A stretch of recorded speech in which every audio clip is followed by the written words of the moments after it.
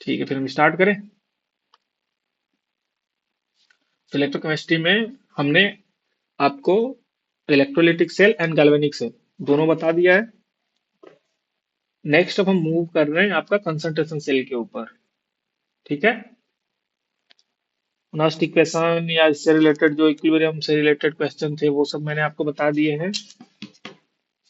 तो I hope आपको समझ में आए होंगे। और उससे रिलेटेड हम क्वेश्चन भी अभी करेंगे, बट उसके पहले हम थोड़ा सा कंसंट्रेशन सेल पढ़ लेते हैं। उसके बाद फिर हम क्वेश्चन स्टार्ट करेंगे। तो कभी पढ़ा है कंसंट्रेशन सेल?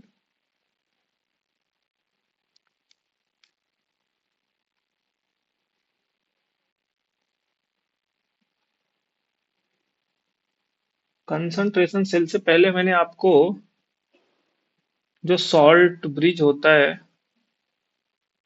उसके बारे में शायद कुछ लिखाया नहीं है ना, केवल बताया था।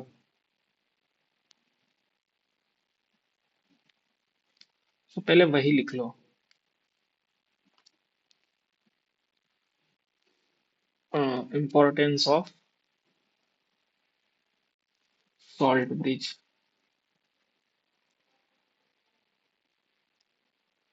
इन गैल्वेनिक सेल।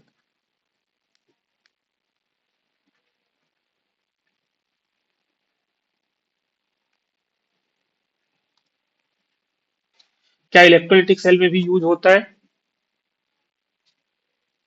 सॉल्ट ब्रिज क्या इलेक्ट्रोलिटिक सेल में भी यूज होता है? पक्का? हाँ, क्योंकि इलेक्ट्रोलिटिक सेल में सॉल्यूशन एक ही होता है और उसी में एनोड और कैथोड दोनों डिप किए जाते हैं। जबकि जब आप गैल्वेनिक सेल करते हो तो दो अलग अलग सॉल्यूशन होते हैं। सो पहला देखो इंपॉर्टेंस क्या होता है। It will complete the circuit.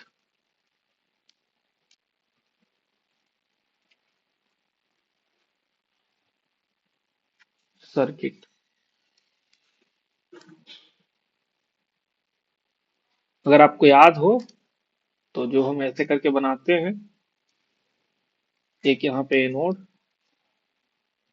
और यहाँ पे कैथोड लगा रहे होते हैं, और यहाँ हमने कहा था कोई वोल्ट मीटर लगा लो जो आपको वोल्टेज बता देगा, या बल्ब लगा सकते हो तो बता देगा कि बल्ब जलेगा या नहीं जलेगा, क्या होगा। और फिर हमने कहा था कि इसमें ये एक सॉल्ट ब्रिज लगाएंगे। तो जब तक सॉल्ट ब्रिज नहीं था तब तक क्या था कि ये आपका, ये इधर आके इंड हो जा रहा था और ये इधर आके इंड हो जा रहा था। अभी ये कंप्लीट सर्किट बन गया ना, तो इसलिए हम कहते हैं कि it will complete the circuit. इसके पहले सर्किट कंप्लीट नहीं था।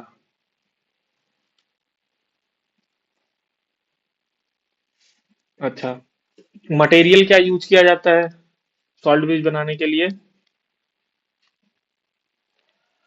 तो AgCl, नहीं सॉरी, KCl और potassium nitrate KNO3 will use to make salt bridge. Salt bridge with अगर अगर। अगर अगर का क्या यूज होता है? अगर अगर का क्या यूज होता है, याद है? और मीडियम कह सकते हो। एक्चुअली मैंने आपको उस दिन बताया था कि जो KCl या KNO3 का सोल्यूशन है ये तो पानी में बना लेंगे, पर जैसे ही इस ट्यूब को उल्टा करके रखोगे तो ये यहाँ से ये बंद नहीं है, ये खुला हुआ है, ये नीचे गिर जाएगा ना। सारा सोल्यूशन जो पानी है वो तो नहीं, वो तो नीचे चलाएगा ना। तो इसलिए जो सोल्यूशन आप बनाते हो उसमें अगर अगर एक ये अगर अगर जो होता है ये कंपाउंड होता है। तो इसको भी मिक्स करते हो साथ में, इसको भी घोल लेते हो उसी पानी में। और कुछ समय के बाद ये जो जो घुला हुआ है, जैसे इसको छोड़ दोगे कुछ टाइम के लिए, तो ये आपका जेल बना लेता है। ठीक। अब जब इसके अंदर ये जेल बन गया, तो अब आपका ये नहीं गिरेगा। क्या समझ में आया? तो इसका काम होता है कि जेल की तरीके से बना देना, मीडियम प्रोवाइड करना सही है क्योंकि ये यही मीडियम होगा। बट ये गिरे ना, होल्ड करने के लिए यूज किया जाता है। ठीक। तो ये काम होता है अगर अगर का। अच्छा, इसके बाद है आपका कि KCl या KNO3 यूज करते हैं हम जनरली। अच्छा, काम क्या करता है साल्ट ब्रिज?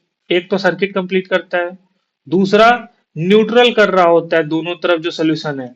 एनोड ऑक्सीडाइज होके यहाँ पे ये पॉजिटिवली चार्ज हो रहा था, ये निगेटिवली चार्ज हो रहा था, तो ये न्यूट्रल करता है। सो इट मेंटेन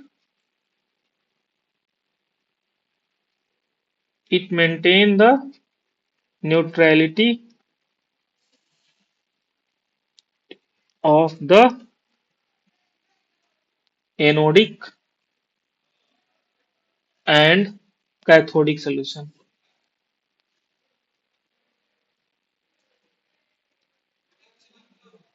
ठीक है। सो एनोडिक मतलब ये वाला सोल्यूशन, कैथोडिक मतलब ये वाला सोल्यूशन जो है वो न्यूट्रल रहे, वो मेंटेन करता है। ठीक है। अच्छा, और क्या काम करता है आपको क्या लगता है? सॉल्ट ब्रिज का और क्या काम है? यहाँ न्यूट्रलिटी की जगह पे चार्ज न्यूट्रलिटी लिख लो तो और ज्यादा स्पेसिफिक ठीक रहेगा। Charge neutrality of the anodic and cathodic solution. और क्या काम करता है? और कोई काम लग रहा है आपको कि अच्छा सर ये भी करता है?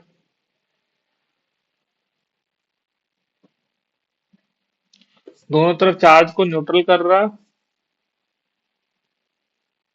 ठीक है। अभी तो मुझे भी इतना ही याद आ रहा, अगर कुछ याद आता है तो मैं आपको बता दूंगा। मेन इसका यही काम होता है कि जो यहाँ पे सोल्यूशन कटायनिक यहाँ पे एनायनिक बन रहा था, चार्ज हो रहा था, उसको न्यूट्रल करना और फिर इसको सर्किट कंप्लीट करना। अच्छा, बनाते समय याद रखते हैं कि अगर आपका सेम कोई सॉल्वेंट ये सेम आ रहा है तो वो मिक्स नहीं होना चाहिए, सेम मतलब काउंटर आयन नहीं होना चाहिए। लाइक अगर यहाँ पे ये HNO3 का सोल्यूशन हो तो यहाँ पे KNO3 वाला हम नहीं बनाएंगे, हम बनाएंगे KCl वाला। ठीक। तो फोर्थ आप ये लिख लो कि no ions of electrolyte, no ions of electrolyte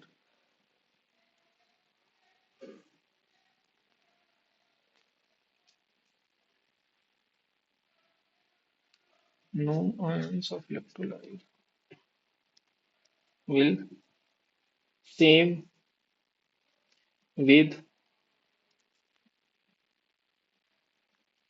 KNO3 और KCl। ठीक है। जो भी इसका काउंटर आयन होगा इलेक्ट्रोलाइट का, कटायन या आयन कोई भी हो सकता है, तो वो सेम नहीं होना चाहिए।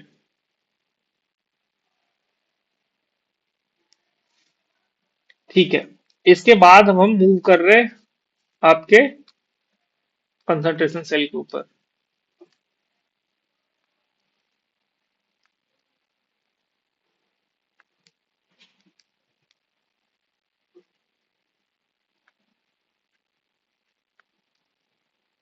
क्या होता है कंसंट्रेशन सेल? इसके पहले क्या आपने थोड़ा बहुत भी पढ़ा है, कभी सुना है इसके बारे में? जब कोई कहता है कंसंट्रेशन सेल, तो ये गैल्वेनिक सेल से कैसे अलग है?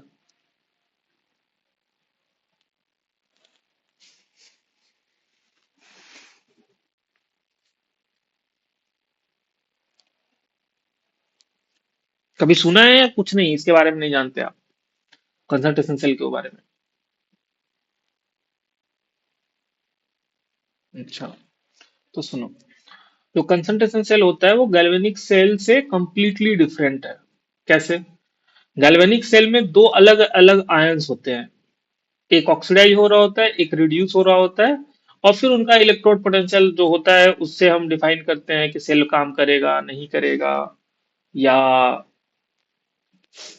किसको एनोड बनाना है किसको कैथोड बनाना है, ये सब यही कर रहे थे वहां पे। कंसंट्रेशन सेल में ऐसा नहीं होता। कंसंट्रेशन सेल में एनोड और कैथोड का दोनों मटेरियल सेम होता है, जो ऑक्सीडाइज हो रहा है वो भी, जो रिड्यूस हो रहा है वो भी। फिर सेल कैसे बनेगा? तो सेल बनेगा, उनका कंसंट्रेशन अलग अलग होगा। समझ में आ रहा है? तो कंसंट्रेशन डिफरेंस के कारण आपका सेल वर्क करेगा। क्या आपको समझ में आया? तो देखो,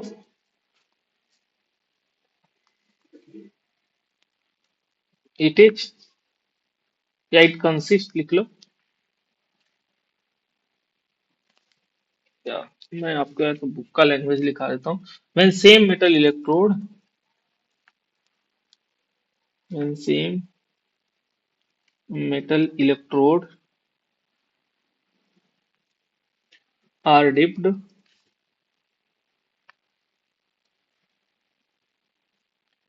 in same electrolyte, in same electrolyte, same electrolyte with different concentration, different concentration, ठीक है, in two half cells with different concentration in two half cell, जो अलग अलग हाफ सेल हम लिखते हैं ना, तो उसमें, तो इसको हम कहेंगे कंसंट्रेशन सेल। ठीक है। लाइक मान लो एक कंसंट्रेशन सेल मैं बनाता हूं, एग्जाम्पल, कि कॉपर, कॉपर 2+ में जा रहा, aqueous, and again copper 2+ copper में जा रहा। ठीक है। अब ये सेल के तरीके से कैसे काम करेगा? तो ये सेल के तरीके से ऐसे काम करेगा कि इसका कंसंट्रेशन मान लिया कि 0.1 मोलर है, और इसका कंसंट्रेशन 1 मोलर है। ठीक है। अच्छा, अब इसका इलेक्ट्रोड पोटेंशियल लिखो अलग अलग। ये एनोड हाफ है, क्या है ये? Anode half. और ये क्या है? Cathode half. राइट में कैथोड हाफ ही होता है ना, cathode half cell.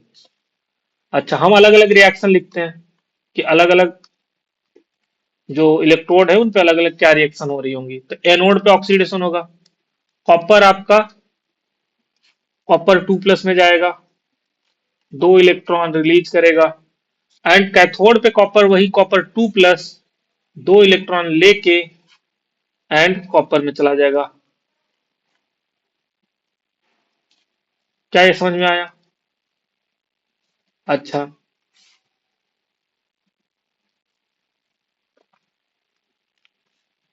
Net reaction लिखोगे तो क्या होगा? कॉपर, कॉपर 2+,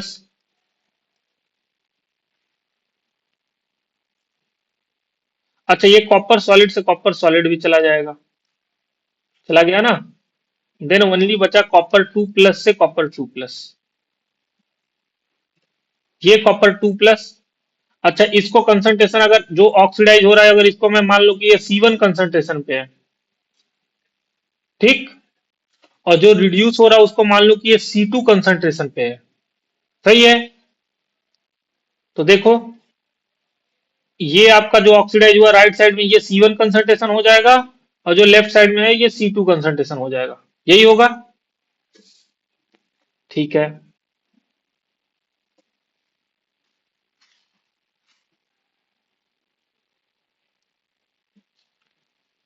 अब देखो,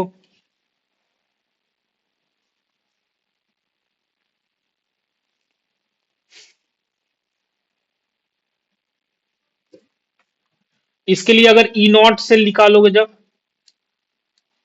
E0 सेल, तो क्या होता है? E0 cathode minus E0 anode, यही होता है ना।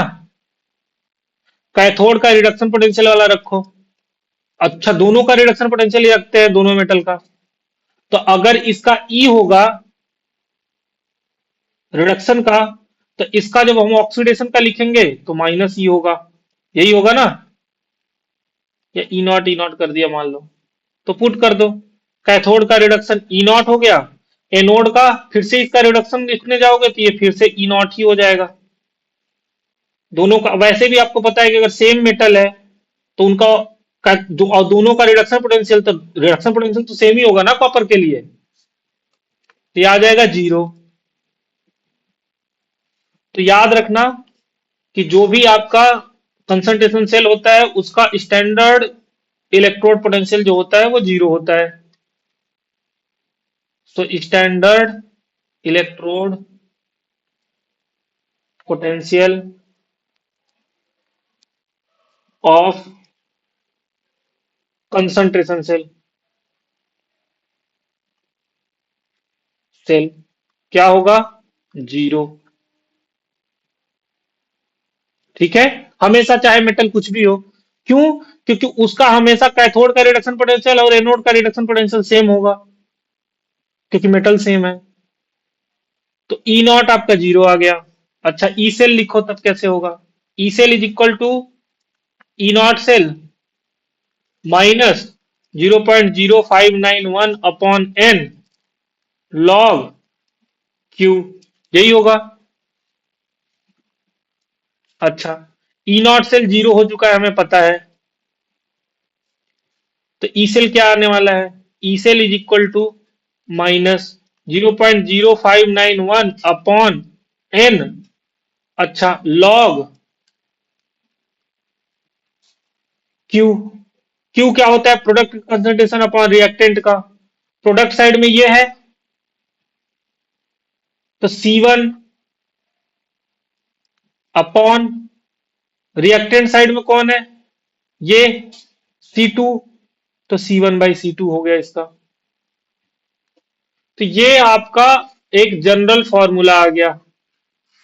जब कभी भी आपको कंसंट्रेशन सेल दिया जाएगा आपको यही फॉर्मूला लगाना है। बट इस बात का ध्यान रखना है कि C1 और C2 किसके कंसंट्रेशन सेल है। ये कंसंट्रेशन किसका है? एनोड। एनोड पे जो रिएक्शन हो रहा, और ये किसका है? कैथोड पे जो रिएक्शन जो रिड्यूस हो रहा है उसका है। ठीक है। और ना समझ में आए तो सिंपल बस सीधे सीधे आपको पता है ई नॉट 0 होने वाला है, सीधे सीधे आप वैल्यू लिख लो। लाइक जैसे यहाँ पे हमें ये क्वेश्चन में दे रखा है कि ये 1 मोलर है और ये 0.1 मोलर है। एनोड पे ये हो रहा है तो इसको C1 लिखेंगे, कैथोड पे ये हो रहा है तो इसको C2 लिखेंगे। ना समझ में आए तो सीधे देखो, कॉपर से कॉपर 2+ जो बनेगा उसका 0.1 मोलर है, यही लिखा है ना। तो देखो, कॉपर 2+ जो बना इसका 0.1 यहां लिख लिया।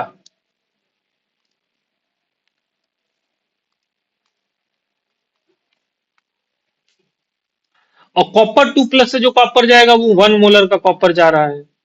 तो 1 मोलर का ये है। अब देखो बस सिंपल है, इसको ऐड करोगे तो ये 0.1 मोलर वाला आएगा, और इधर वाला ये आपका 0.2 सॉरी 1 मोलर वाला आएगा ओनली, बस यही होगा ना। C1 C2 का वैल्यू रख दो। प्रोडक्ट यहाँ C1 C2 कुछ नहीं लिखोगे तब भी आपको पता है प्रोडक्ट 0.1 है और रिएक्टेंट 1 है, तो 0.1/1 और वैल्यू रख के करोगे तब भी आ जाएगा। तो E cell is equal to यहाँ से क्या आ गया? -0.0591 upon n. Number of electron कितना हो रहा है? तो ऑक्सीडाइज या रेड्यूस दोनों में तो दो दो इलेक्ट्रॉन ही हो रहा ना। मींस दो इलेक्ट्रॉन का एक्सचेंज हो रहा है। लॉग C1 आपका था 0.1 और C2 था 1, यही था ना। बस 0.1 को 10⁻⁻1 लिखा जा सकता है। तो E cell is equal to -0.0591 upon 2 into log 10⁻⁻1। Upon 1 से तो कोई मतलब नहीं, इस -1 को आगे लेके चले आओ तो हो जाएगा -0.0591 मल्टीप्लाइड बाई -1 लॉग 10। और log 10 की वैल्यू 1 होती है। क्यों? क्योंकि यहाँ बेस 10 है। दोनों सेम हो तो 1 हो जाता है। तो हम कह सकते हैं ये वैल्यू तो हमारी 1 हो गई। तो ये माइनस से मल्टीप्लाई करेंगे तो ये, अच्छा, ये अपॉन 2 भी है, तो ये हो जाएगा प्लस में 0.0591 अपॉन 2। ये आया ई सेल। और यहीं से ये हो जाएगा 0.02 और 19, फिर 95, इतना वोल्ट के आसपास आ जाएगा। क्या आपको ये समझ में आया? कंसंट्रेशन सेल का कैसे लगाते हैं क्वेश्चन? ठीक है।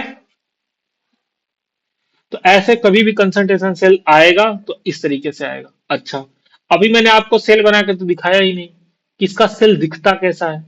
तो देखो कंसंट्रेशन सेल आपको कैसा दिखता है।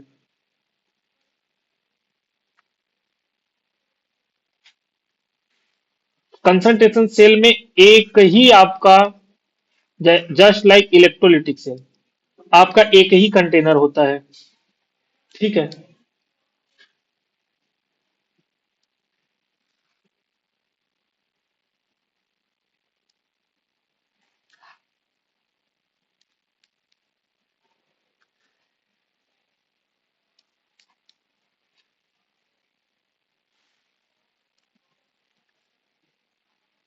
ठीक है। होता यह है कि ये बीच में एक मेम्ब्रेन लगा होता है। क्या होता है? मेम्ब्रेन। अब आप बताओ, बायो के हो, क्या होता है मेम्ब्रेन? मेम्ब्रेन तो आपने बहुत सारा सुना होगा ना।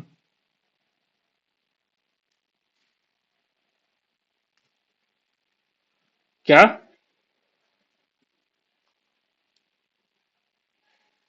क्या? क्या पास नहीं होने देगा?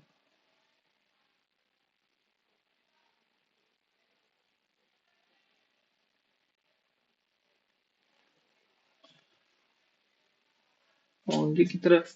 अरे मेम्ब्रेन में छोटे छोटे छेद होते हैं ना।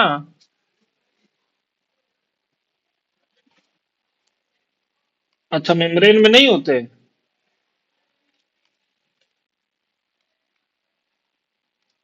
ठीक है, आप कह रहे हो तो मैं इसका नाम सेमी परमिएबल मेम्ब्रेन रख देता हूँ। ठीक रहेगा।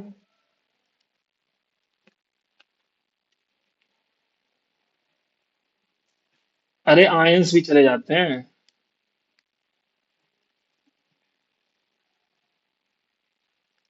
तो यहां आपको किसी सॉल्ट ब्रिज की जरूरत नहीं है। तो क्या होगा? सेम आपका यहां पे सॉल्वेंट होगा। लाइक कॉपर सल्फेट इधर भी है और कॉपर सल्फेट इधर भी है। ठीक है। दोनों तरफ कॉपर सल्फेट है और दोनों तरफ कॉपर की ही रॉड है। बट एनोड पे ऑक्सीडेशन हो रहा तो इधर 0.1 मोलर का है। ये आपका एनोड हाफ हो गया और ये आपका कैथोड हाफ है। ठीक। और कैथोड पे रिडक्शन ये 1 मोलर का है। अब मुझे ये बताओ, एनोड पे ऑक्सीडेशन होगा तो यहां से कॉपर, आपका कॉपर 2+ में जाएगा बाहर। ठीक है। सही है। तो ये धीरे धीरे इस साइड का जो सोल्यूशन है वो कटायनिक होने लगेगा। इधर वाला जो सोल्यूशन है, यहां पे रिडक्शन होगा। तो यहां पे जो ये कॉपर 2+ है, ये जाके इस पे रिड्यूस हो रहा होगा। तो सल्फेट आयन बचने लगेगा। तो इसका मतलब कि यहां पे ये एनायनिक होने लगेगा। तो इधर आपका एक कटायनिक बन जाएगा सोल्यूशन, इधर एनायनिक बन जाएगा। अब यहीं पे ये सेमी परमिएबल मेम्ब्रेन आपकी काम करती है कि दोनों का चूंकि सोल्यूशन सेम है, तो इसमें से जो आयंस है वो मूव कर जाएंगे। ये जो कटायन है, इसको कम करने के लिए इधर से एनायन सल्फेट आएंगे और इधर जो एनायन है उसको करने के लिए कटायन आ जाएंगे। क्या आपको समझ में आया? ठीक है। तो इस तरीके से आपका जो कंसंट्रेशन सेल है वो काम करता है। तो ओवरऑल आपका जो सोल्यूशन है वो न्यूट्रल होता रहेगा। समझ में आ रहा है? तो अब देखो, अगर आप देखोगे तो ये जो रॉड है ये धीरे धीरे पतला होकर कॉपर 2+ में जाता जाएगा, और ये कॉपर 2+ इधर आता जाएगा इसे न्यूट्रल करने के लिए, फिर रिड्यूस होता जाएगा। ठीक है। और इसी में आपको ये, जब तक इधर कॉपर रहेगा ऑक्सीडाइज होता रहेगा तब तक आपको मिलता रहेगा इलेक्ट्रिसिटी। यहां पे फिर एक परेशानी आती है क्या, कि अगर कटायन और एनायन दोनों का मूवमेंट सेम नहीं हुआ, मींस कि कटायन जितना तेजी से इधर एनायन की तरफ से आ रहे हैं उतना तेजी से एनायन इधर नहीं जा पा रहे हैं, तो आपका पोटेंशियल डिफरेंस बन जाता है। ठीक। और फिर उसको पोटेंशियल डिफरेंस निकालने के लिए या उसे हटाने के लिए फिर वो अलग तरीके से फिर से हम अलग केमिस्ट्री करते हैं, तो वो आपके सिलेबस में नहीं है तो जरूरत भी नहीं है। बट ये याद रखना है कि ऐसा परेशानी हो सकता है कि कटायन और एनायन का सेम आपका मूवमेंट ना हो, मोबिलिटी बोलते हैं। मोबिलिटी सुना है? Ability to move. तो अगर दोनों का सेम नहीं है, जितना तेजी से कटायन इधर से मेम्ब्रेन से एक तरफ से दूसरे तरफ जा रहा है उतना कटायन अगर जा रहा है एनायन नहीं जा पा रहा है, तो फिर आपका एक पोटेंशियल डिफरेंस क्रिएट हो जाएगा। एक तरफ कटायनिक सोल्यूशन हो जाएगा पूरा, एक तरफ एनायनिक हो जाएगा। ठीक है। कि मुझे उसका नाम नहीं याद आ रहा, एल से नाम होता है जो पोटेंशियल बनता है।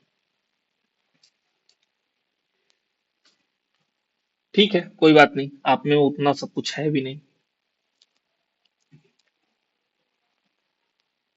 याद आता है तो अगर आ जाए तो मैं बताता हूँ आपको, और नहीं तो बस आप इतना ही याद रखो, कंसंट्रेशन सेल में होता क्या है।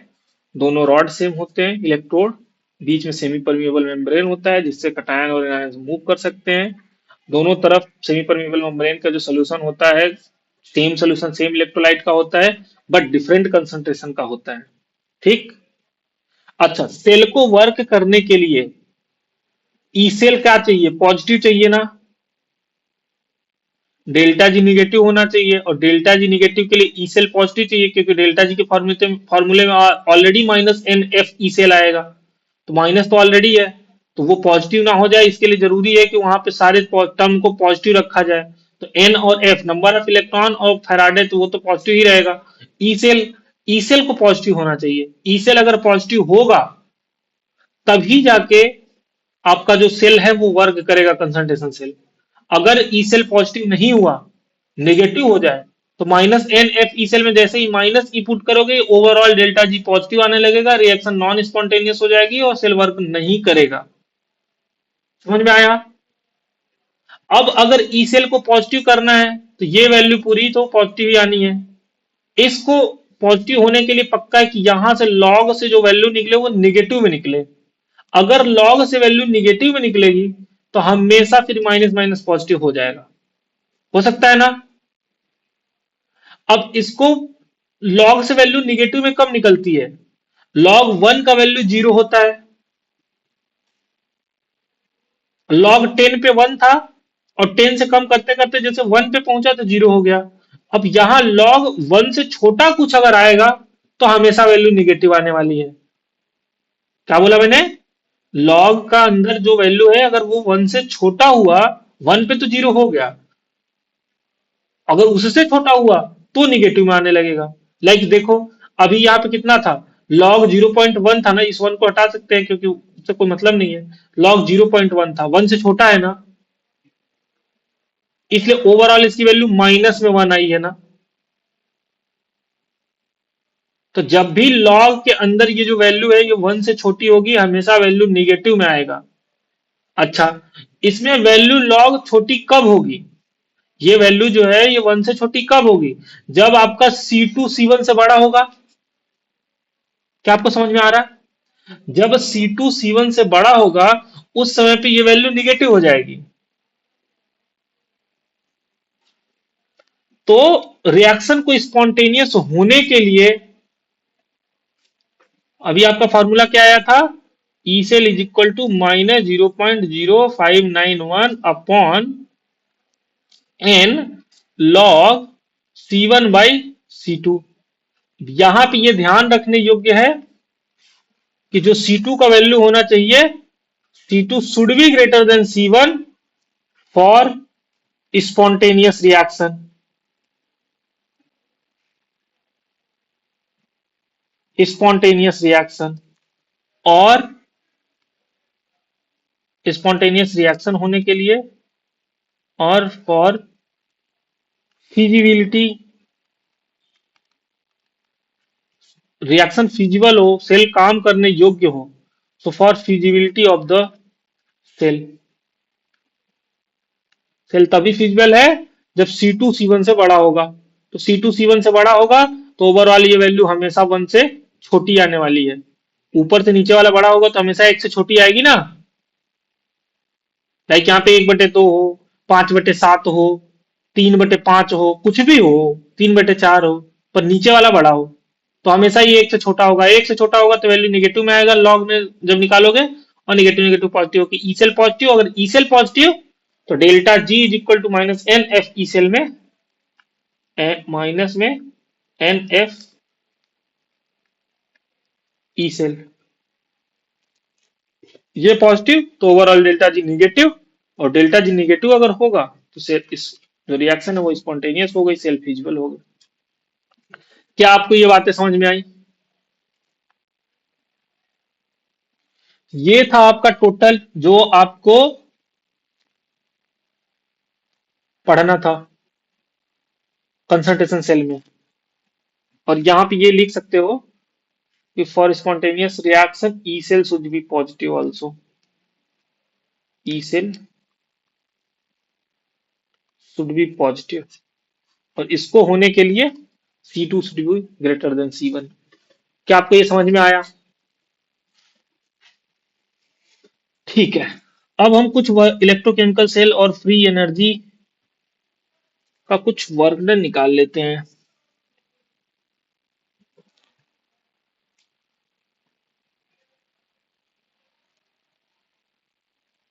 नॉन पीवी वर्क क्या होता है?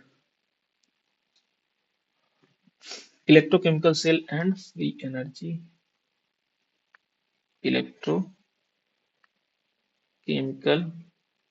Cell and free energy.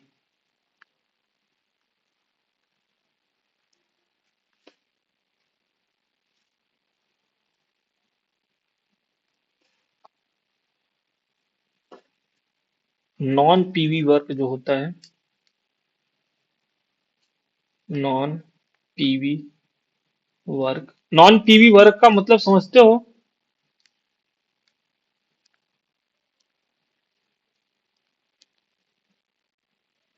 नहीं समझते?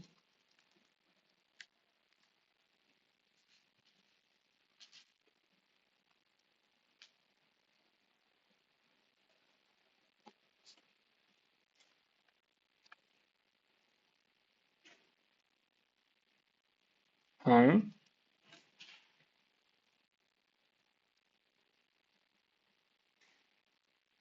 देखो, जब आप थर्मोडायनेमिक्स में जितना वर्क डन पढ़ते हो वो ज्यादातर सब पीवी वर्क होता है।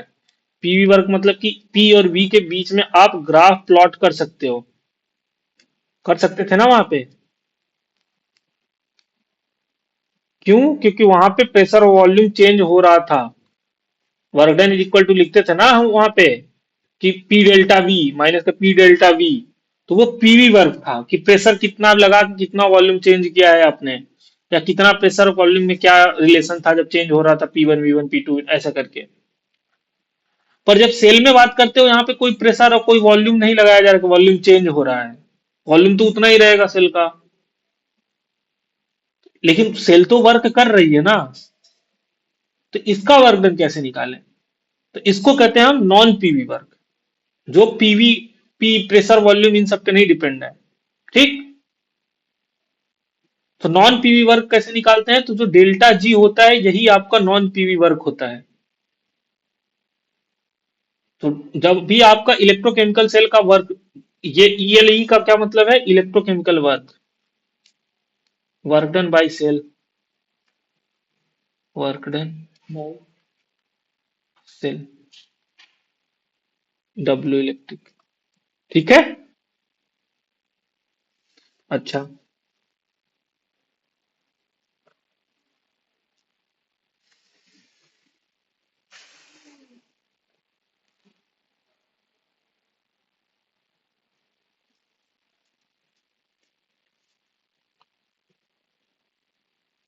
एक और आप इक्विलिब्रियम वाला आपको याद है? इक्विलिब्रियम पे ई सेल जीरो होता है, तो वहां से एक फॉर्मूला आता है, आप डायरेक्ट याद रखना कभी अगर आ जाए तो। Delta G naught is equal to minus 2.303 R T log, ये हटा दो, सीधे सीधे लिखो minus R T L N K. ठीक है, कहाँ से आता है ये? तो ये आपका आता है, ये जो फॉर्मूला आपको थर्मोडायनेमिक्स में मिला होगा, delta G is equal to delta G naught plus R T L N K. R T L N Q होता है एक्चुअली, एट इक्विलिब्रियम पे delta G zero and Q को के से रिप्लेस कर देते हैं। एट इक्विलिब्रियम पे delta G zero and जो क्यू होता है रिएक्शन कोसेंट, उसको के इक्विलिब्रियम में डाल देते हैं। के इक्विलिब्रियम या के सी या जो भी आप लिखना चाहो, के, वही है के। ये डेल्टा जी को जीरो करोगे तो ये माइनस में चला जाएगा, minus R T L N K. L n को अगर लॉग में लिखोगे तो 2.303 लॉग के। ठीक है, तो ये आपका था निकालने के लिए अलग अलग तरीके से, ये सारा आपके लिए था। अच्छा,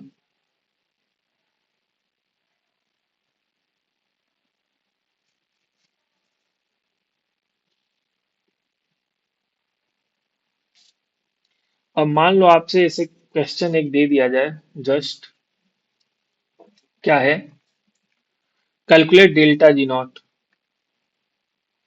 calculate delta G naught for the given reaction, for the given reaction occurring in fuel cell, reaction occurring in fuel cell. अभी फ्यूल सेल ये सब के बारे में नेक्स्ट लेक्चर में बात करेंगे, पर उससे कोई मतलब नहीं है, नहीं भी पढ़े हैं तो। O2 4H प्लस के साथ मिलके एंड 4 इलेक्ट्रॉन लेके 2H2O बनाता है एंड 2H2 सीधे जाता है 4H प्लस में, 4 इलेक्ट्रॉन देता है आपका। इसका ई नॉट वैल्यू है आपका 1.229 वोल्ट और इसका ई नॉट वैल्यू है 0 वोल्ट। मुझे ये बताओ ये जीरो क्यों है, और इसका सोल्यूशन जल्दी करो। डेल्टा जी नॉट क्या बताओगे?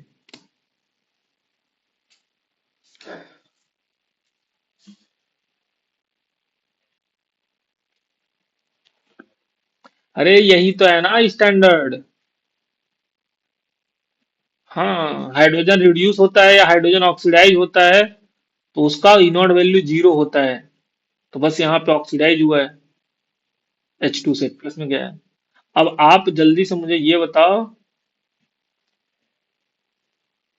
कि डेल्टा जी नॉट कैसे निकालोगे और कितना होगा, फास्ट। फिर हम एक दो और पीवाईक्यू करेंगे।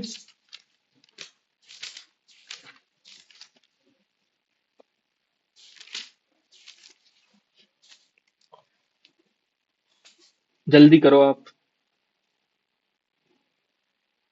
अब इसके पहले जो ये वाला क्वेश्चन था, simple E naught cathode minus E not anode, जो आपने किया था, ये कैथोड का पार्ट हो गया, O2 से निगेटिव में जा रहा और ये एनोड का। इससे वो जो नीचे आपका क्वेश्चन अब दे रहा हूं वो थोड़ा डिफिकल्ट है। डिफिकल्ट इन द सेंस कि अलग है। ये आपका गैल्वेनिक सेल से क्वेश्चन था, सिंपल वर्क डन निकाल के। और ये आपका जो नया क्वेश्चन है, ये आपका फिर से जो आप इलेक्ट्रोलिसिस पढ़ रहे थे, या आयंस का, अगर आपने तो इक्विलिब्रियम चैप्टर भी पढ़ रखा है तो वहां से भी ये क्वेश्चन आराम से किया जा सकता है। तो पहले तो ये आपको क्वेश्चन पढ़ना है और समझना है कि हमसे पूछ क्या रहा है, एंड देन आपको सॉल्व करना है। ठीक है। ठीक है, ट्राई करो, जल्दी करना। बहुत टफ नहीं है, बहुत आसान क्वेश्चन है। अगर आपको ये समझ में आया कि हमसे पूछा क्या है। ठीक।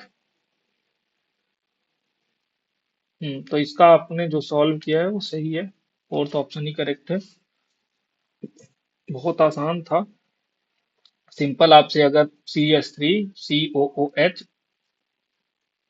ब्रेक हो रहा H+N CH3COO माइनस में, तो आपसे पूछ रखा था कि अगर डिसोसिएशन कांस्टेंट केडी है तो बताओ कितना है। तो सिंपल, मैं डायरेक्ट फॉर्मूला लिख रहा हूँ केडी का।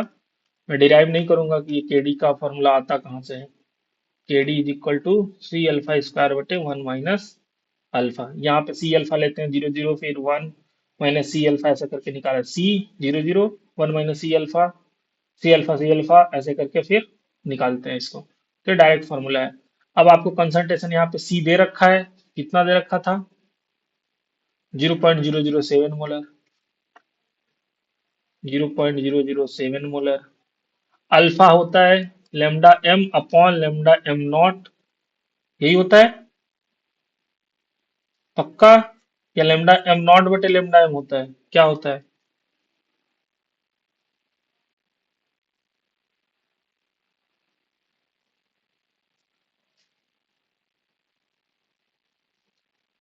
क्यों नीचे आता है, क्या पता है आपको?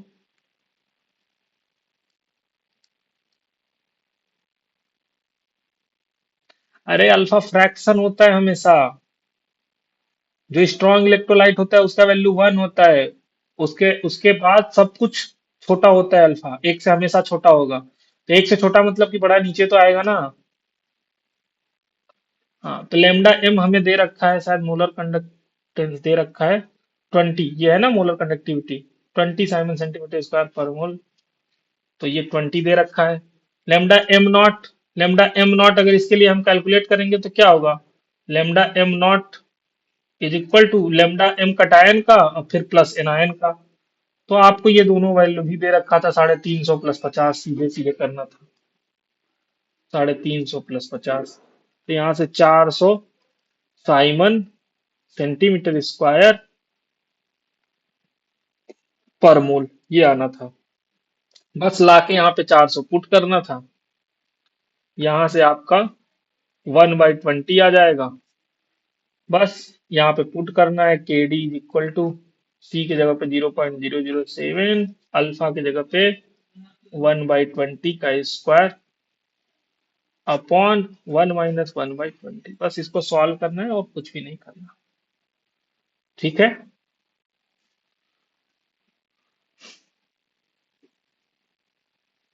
और यहाँ से आप करोगे तो फोर्थ ऑप्शन आपका करेक्ट ऑप्शन आ जाएगा। यही किया था ना?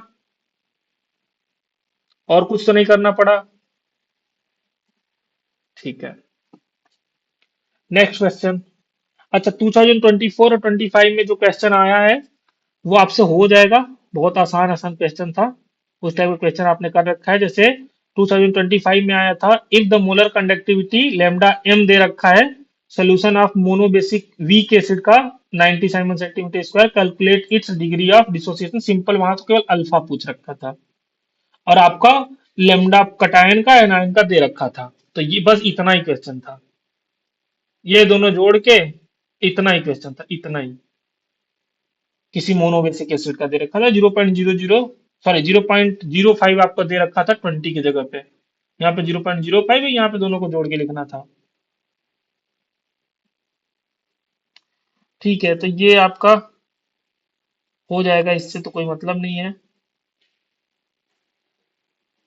अच्छा, दो क्वेश्चन आए थे। एक क्वेश्चन और था आपका, सेल पोटेंशियल से था। क्वेश्चन देख लो। What does the what does the negative sign negative sign in expression sign in expression E naught Zn2 plus से zinc is equal to negative में -0.76 वोल्ट इंडिकेट्स। आपसे बस यही पूछ रखा था कि इसमें नेगेटिव साइन जो है उसका क्या मतलब है। ऑप्शन हमें चारों यहाँ पे दे नहीं रखा, सीधे सीधे आंसर मैं बता रहा हूँ। ये जो निगेटिव साइन होता है, मैंने आपको बताया था अभी कल जब मैं हाइड्रोजन और उसको ऊपर कट प्लस में निगेटिव वाला नीचे लिखा था, तो मैंने कहा था जितने निगेटिव वाले होते हैं वो एसिड के साथ H प्लस के साथ डायरेक्ट अगर रिएक्शन कराओगे तो H2 गैस मिल जाता है। मींस जितने नीचे वाले हैं वो सभी सबसे पहले ऑक्सीडाइज होते हैं। अगर खुद ऑक्सीडाइज होंगे तो दूसरे को क्या करेंगे, रिड्यूस। तो जिंक और H प्लस हाइड्रोजन में अगर आपको कंपेयर करना हो कि कौन अच्छा रिड्यूसिंग एजेंट है, तो कौन अच्छा, मेटल और H प्लस में कौन अच्छा रिड्यूसिंग एजेंट होगा? कहीं H प्लस है एक, नहीं, मान लो हाइड्रोजन है और जिंक मेटल है, ठीक है, हाइड्रोजन H2 गैस के रूप में मिलता है तो ऐसे लिख लो। और आपसे कोई पूछे कि आपको O2 को रिड्यूस कराना है O2 माइनस में, सही है, बताओ इन दोनों में से ये काम कौन अच्छा करेगा? कितना इलेक्ट्रॉन चाहिए इसके लिए? एक के लिए दो चाहिए तो दो के लिए चार इलेक्ट्रॉन चाहिए। बताओ, H2 और जिंक में से कौन अच्छा रिड्यूसिंग एजेंट है जो इसको रिड्यूस करा पाएगा?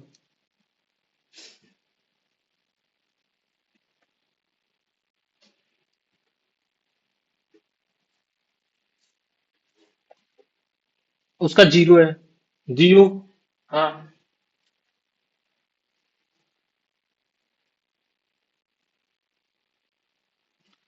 जो ई नॉट अगर H प्लस से H2 जाएगा तो इसका जीरो होगा।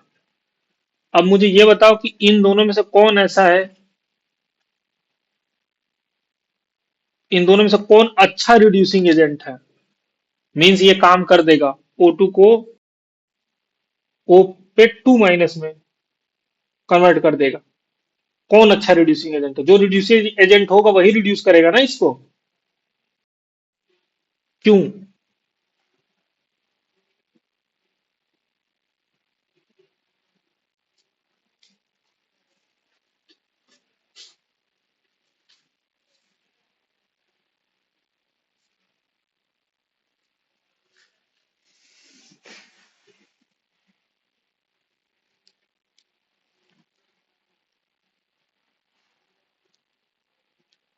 अरे बाबा, मैंने बोला था इसका वैल्यू जीरो होता है और इसका वैल्यू H प्लस से H2 में जाने का जीरो होता है रिडक्शन पोटेंशियल, सही है। अब मैंने ये बोला था कि जिसका रिडक्शन पोटेंशियल ज्यादा वो पहले रिड्यूस होगा, क्या होगा, तो दूसरे को क्या करेगा, ऑक्सीडाइज। तो वो अच्छा ऑक्सीडाइजिंग एजेंट हुआ ना, जिसका रिडक्शन पोटेंशियल ज्यादा पहले रिड्यूस होगा तो दूसरे को ऑक्सीडाइज करेगा, मतलब दूसरे के रिस्पेक्ट में वो अच्छा ऑक्सीडाइजिंग एजेंट है। एजेंट क्या काम करते हैं, दूसरे का काम कराते हैं ना। तो खुद अगर ये रिड्यूस होगा तो दूसरे को ऑक्सीडाइज करेगा। तो जिंक यहाँ पे है जिसका माइनस में वैल्यू है 0.76, और ये रिडक्शन पोटेंशियल इसका ज्यादा है कि ये पहले तो दूसरे को ऑक्सीडाइज करेगा, और दूसरे को ऑक्सीडाइज करेगा तो ये अच्छा ऑक्सीडाइजिंग एजेंट है, ना कि रिड्यूसिंग। हमसे क्या पूछा है कि इसमें से कौन अच्छा रिड्यूसिंग एजेंट है, ठीक। तो H2 और जिंक में जिंक अच्छा रिड्यूसिंग एजेंट है, H2 अच्छा ऑक्सीडाइजिंग एजेंट है। क्या समझ में आया? तो निगेटिव साइन क्या दिखाता है, देख लो निगेटिव साइन क्या दिखाता है, it indicates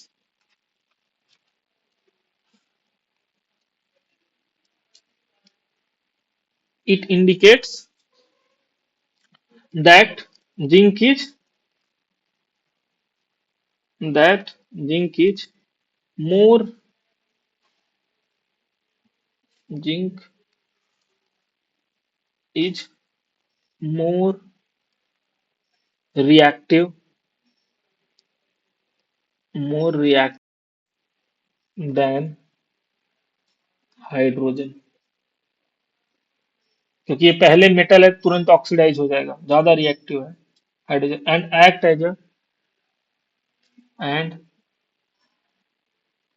as a strongest, या स्ट्रॉन्गर लिख लो, स्ट्रॉन्गर रिड्यूसिंग एजेंट। इसी से अभी ये तो -0.76 है, लिथियम यहाँ आता है जिसका -3 के आसपास आता है। अब ये समझ लो इतना ज्यादा रिएक्टिव है कि इसको तो खुले में छोड़ भी नहीं सकते, इसको केरोसिन ऑयल में रखा जाता है, नहीं तो हेक्सेन में रखते हैं ताकि ये रिएक्ट ना करे। सोडियम केरोसिन ऑयल में रखते हैं इसको, तो जब खरीद के आता है जहां से, वहां से एक दूसरे तरीके का ऑयल होता है, उसमें लपेट के रखा जाता है, और जब लैब में रखते हैं तो ज्यादातर हेक्सेन में रखते हैं। ठीक है, तो हमेशा ऑयल में रहता है ताकि इसको थोड़ा भी मॉइस्चर मिला तुरंत रिएक्ट कर जाएगा। तो इसका -3 है, तो कोई निगेटिव साइन का ये मतलब है कि बहुत ज्यादा रिएक्टिव है कंपेयर टू H+ हाइड्रोजन के। ठीक है,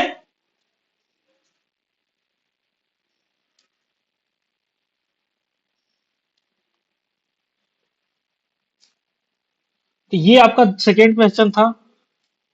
2024 में जो क्वेश्चन था, find the mass of copper deposited on passing this charge a current through copper sulphate solution for 100 second के लिए। तो ये सिंपल फैराडे वाला क्वेश्चन था कि इतने टाइम के लिए इतना हमने करंट पास कराया है, बताओ कितना मास डिपॉजिट होगा। तो ये सिंपल निकल जाएगा आपका, IT अपन 96,500 से नंबर ऑफ फैराडे इलेक्ट्रिसिटी आ जाएगा, और नंबर ऑफ फैराडे इलेक्ट्रिसिटी से आपका ये पता चल जाएगा कि कितना मोल डिपॉजिट होगा, उससे मास निकाल लोगे। और नहीं तो direct mass is equal to ZIT/NF, याद है, तो वहां से भी आपका आ जाएगा।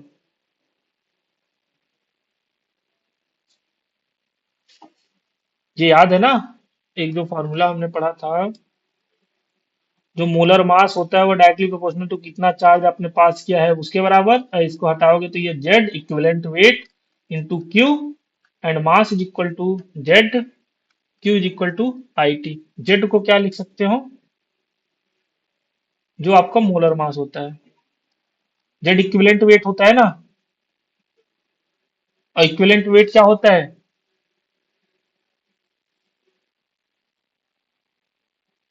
Molar weight upon n factor.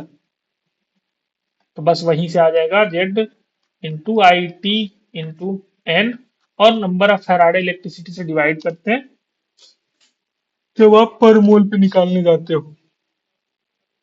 ठीक, क्योंकि मोलर मास रख ले हो इसलिए। ये आप डायरेक्ट फार्मूला रखोगे, ये जेड की जगह पे ये मोलर मास आ जाएगा यहाँ पे, मोलर मास।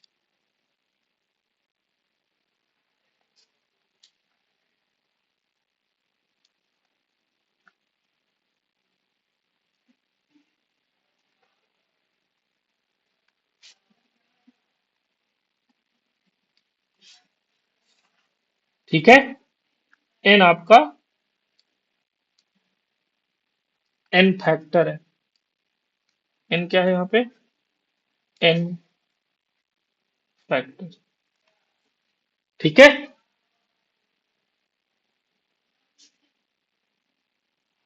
ठीक है। अब आपका काम ये है कि आप जितना हो सके उतना ज्यादा PYQ, या हो सके तो पूरा ही PYQ लगा लेना। सिंपल आपका लेड स्टोरेज बैटरी, या जो सेल प्राइमरी सेकेंडरी सेल होते हैं, कमर्शियल सेल, उससे रिलेटेड क्वेश्चन आपके पास रहने चाहिए, बाकी सारे क्वेश्चन आपसे लग जाने चाहिए। जो नहीं समझ में आएगा देन नेक्स्ट क्लास में आप पूछ लेना। ठीक है, ठीक है, फिर तो मैं क्लास एंड करूं। तो नेक्स्ट क्लास में आप इसके PYQ लगा के आओगे। ठीक, ठीक है फिर, थैंक यू। कुछ पूछना तो नहीं है, कुछ पूछना है तो भी पूछ लो।